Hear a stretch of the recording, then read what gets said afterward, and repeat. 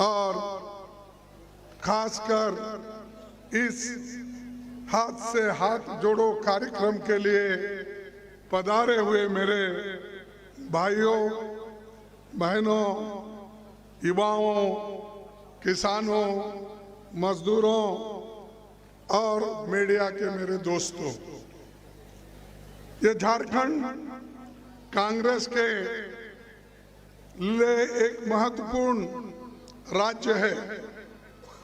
जो झारखंड हमेशा देश के लिए उजाला देता है। अगर झारखंड से कोयला नहीं निकला, सारे हिंदुस्तान में अंधेरा ही अंधेरा छा जाता है। तो ऐसी रोशनी दिलाने वाले मेरे सभी भाई लोग यहाँ पर हैं और उसी तरीके से आप एकजुट होकर आज भारत जोड़ो यात्रा में भी काम किया। और राहुल जी कन्याकुमारी से लेकर कश्मीर तक 3600 किलोमीटर वो चल के दिखाए, जो नामुमकिन था। लोग ये कहते थे ये कैसा होगा, क्या राहुल गांधी जी कन्याकुमारी से कश्मीर पहुंचेंगे? ये धूप में, बारिश में, ठंडी में, और कश्मीर में मैं भी जब गया था बर्फ ही बर्फ था।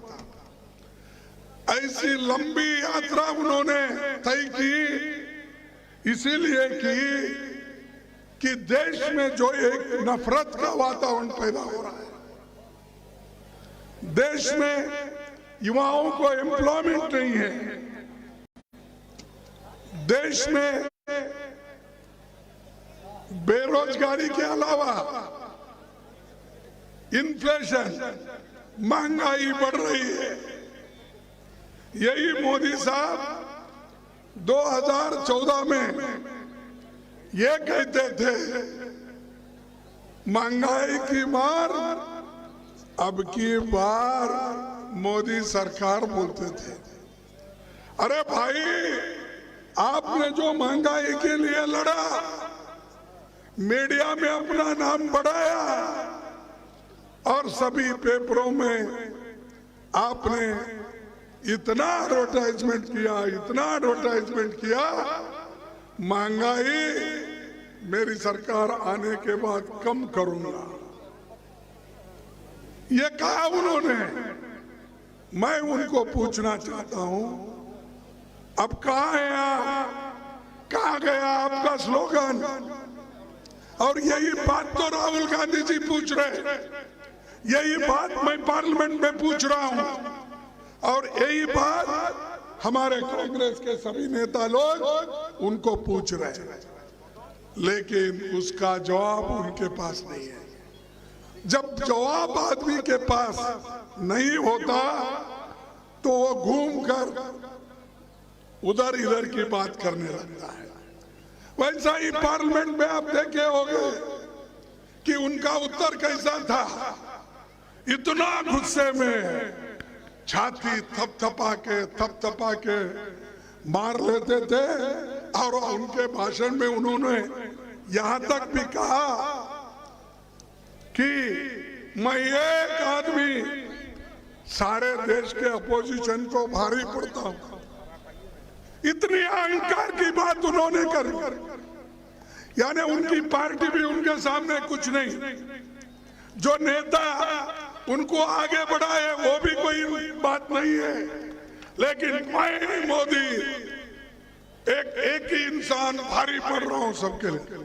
अरे भाई, तेरे जैसे बहुत लोग हो गए दुनिया में, और हो भी गए, आगे भी बढ़े, फिर बाद में मिट भी गए।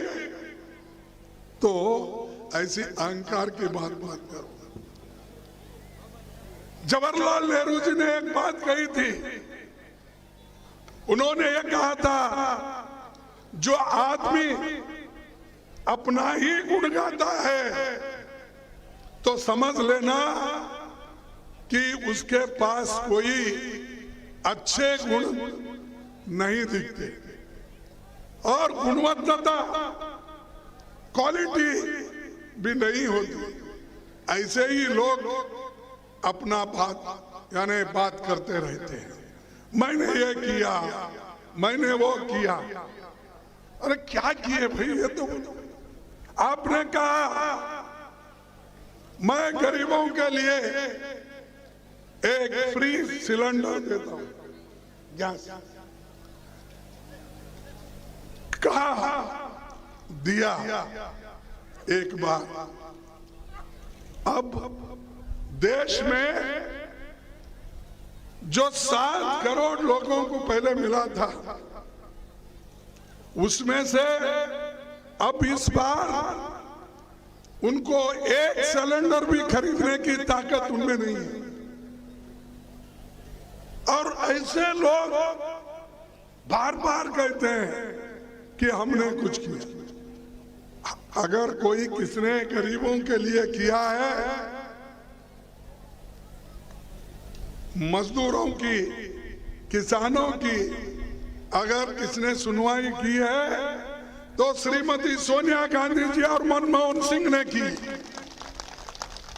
उन्होंने फूड सिक्योरिटी एक्ट लाया, गरीबों को अन्न देने का काम उन्होंने किया। अब वो छाती ठोक के मैंने 80 करोड़ लोगों को फ्री राशन दे रहा हूं। कहां से दे रहे भाई? जिस देश में एक दाना भी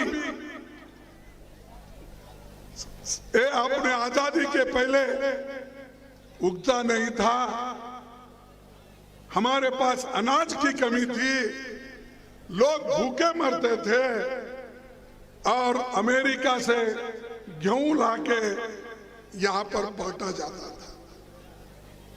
लेकिन नेहरू जी, इंदिरा गांधी जी ने ग्रीन रेवोल्यूशन किया,